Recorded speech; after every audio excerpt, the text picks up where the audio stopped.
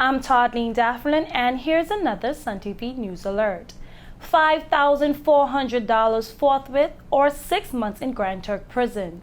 That was the sentence handed down by Chief Magistrate Clifton Warner to each of the 28 poachers from the Dominican Republic who were caught in Turks and Caicos Islands waters last Thursday, July 23rd, with more than 2,000 pounds of seafood. The men appeared before the Chief Magistrate in Court Number 1 on Tuesday, July 28th, and pleaded guilty. Sun TV understands that some of the poachers' family members who live in Turks and Caicos Islands were busy trying to raise the money to pay the fines. If the fines were not paid by the time the Treasury closed on Tuesday, July 28th, the poachers will have to spend the next 6 months in jail, after which they will be deported. Prosecutor Clement Joseph said 28 men in prison for 6 months will be an additional burden on the state. Yes, that is why we are very much trying to see if we can recover and give them the time to recover. Because we send them to prison, it's almost $5,000 a day in prison. For 28 people at 6 months, about 6 months it's going to be more. So we're trying to see if we can. I think they can't go up to Grand Turk today. So we're hoping that they can raise the money and pay the state so we could get the revenue instead.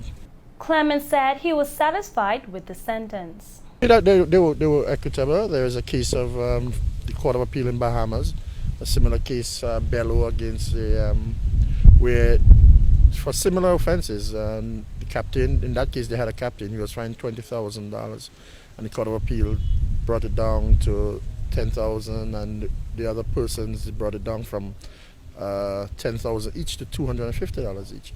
In our case, it differs because we don't have a captain. So I think that the $5,400 for each individual is a just sentence.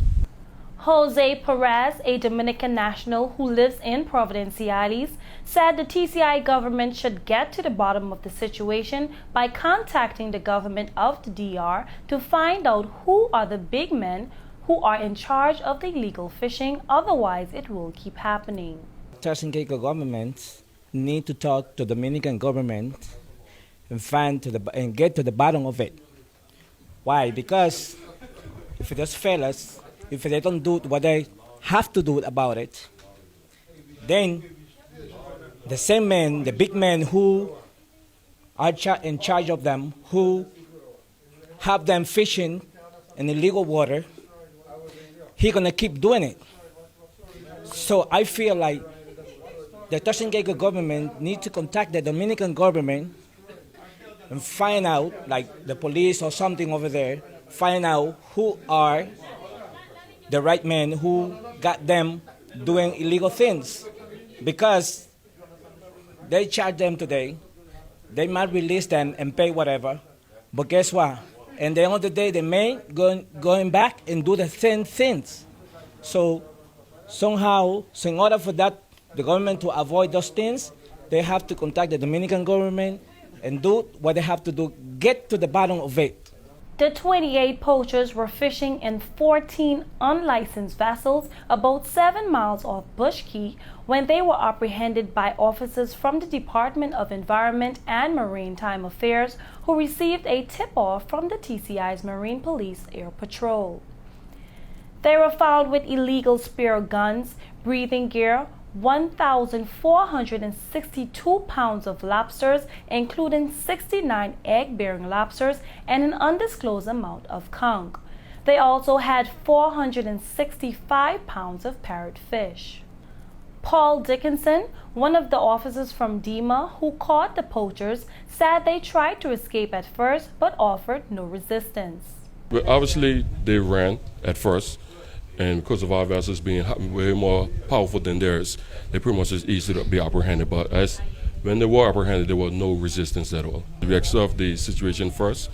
We pretty much see what they have on board their vessels and pretty much the size of the vessel, the speed of the vessels. And in this situation, being that it was just small vessels, we're pretty sure experienced and told us that they pretty much only had spear guns, so we pretty much know how to approach them in regards to that. So it really depends on the size vessels that they're using. So we have different approaches depending on the size vessels, but being that this was just small dinghy vessels that we refer to them as, it was pretty much an easy approach. Dickinson said whenever poachers are caught, they always say they didn't know they were not in their own waters. Being an experienced officer and apprehending individuals is pretty much one of the most common stories that we always say that they was commonly, and they thought that it was in their waters, and it's just about 95% of the cases, it's the same story. I'm Toddleen Dafflin, and thanks for watching this Sun TV News Alert.